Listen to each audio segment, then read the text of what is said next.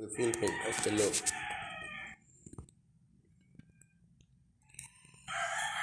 Owe no one anything except to love one another, for he who loves another has fulfilled the law. In setting aside the law of Elohim, men know not what they are doing. Elohim's law is the transcript of his character. It embodies the principles of his kingdom. He who refuses to accept these principles is placing himself outside the channel where Elohim's blessings flow. If the law is the transcript of Elohim's character, we must ask ourselves, what is Elohim's character? What traits identify Elohim? The best definition we can give is that given by the Apostle John. Elohim is love, 1 John 4:8. Therefore the law is love. To observe its requirements is to love. To love is the fulfillment of the law. The nature of the law, love and love, holy, righteous, and good. The function of the law, law and grace, law and freedom, law and love. The nature of the law, love and love. You shall love the Lord your Elohim, and you shall love your neighbor. Elohim's law recorded twice, once in Exodus 20 and once in Deuteronomy 5, is all about relationships with Elohim and relationships with our neighbors. The Lord your Elohim. Do not associate with other gentlemen. Do not use intermediaries in our relationship. Be respectful in your relationships with me. Reserve one day a week to connect with me, your neighbor. Respect your parents. Respect the life of your neighbor. Respect your spouse. Respect what belongs to your neighbor. Respect the dignity of your neighbor. Admire your neighbor, but do not covet his.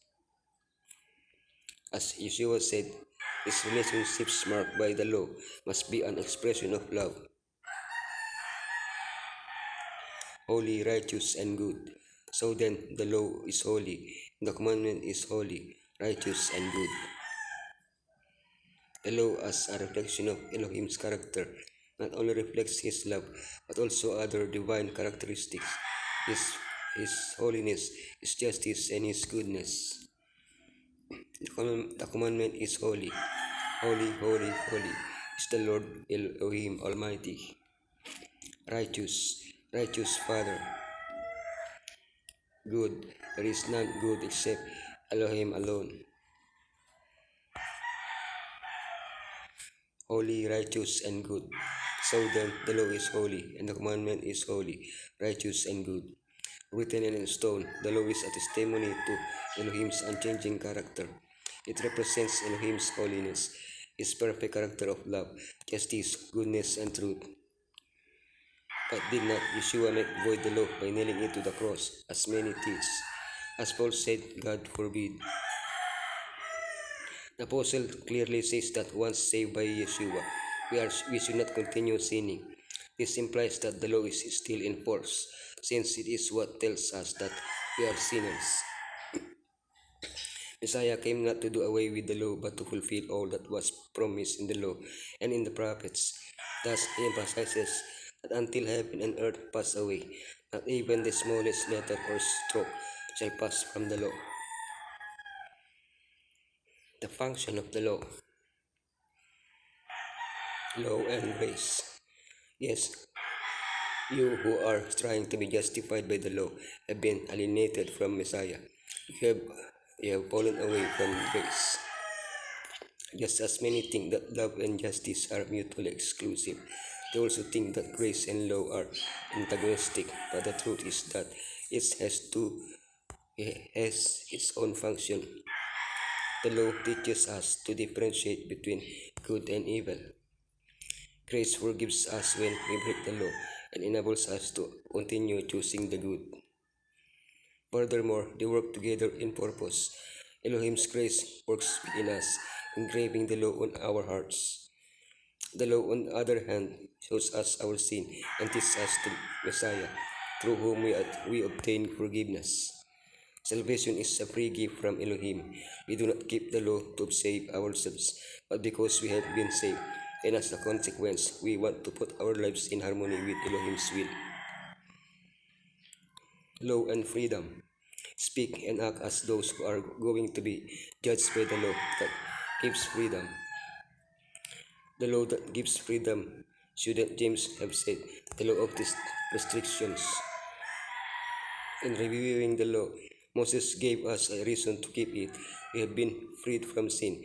The Sabbath, the fourth commandment of the law, constantly reminds us of that freedom.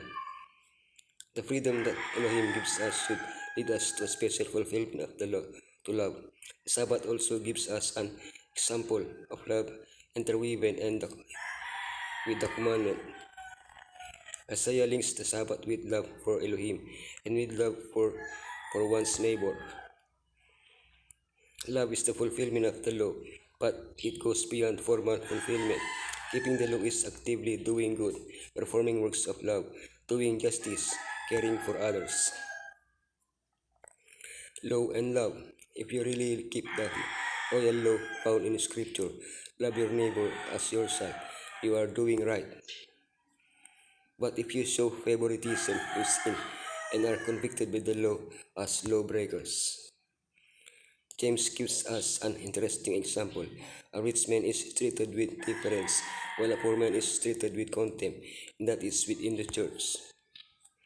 To entertain someone from whom we can benefit is not to love. To despise someone who has problems is not to love.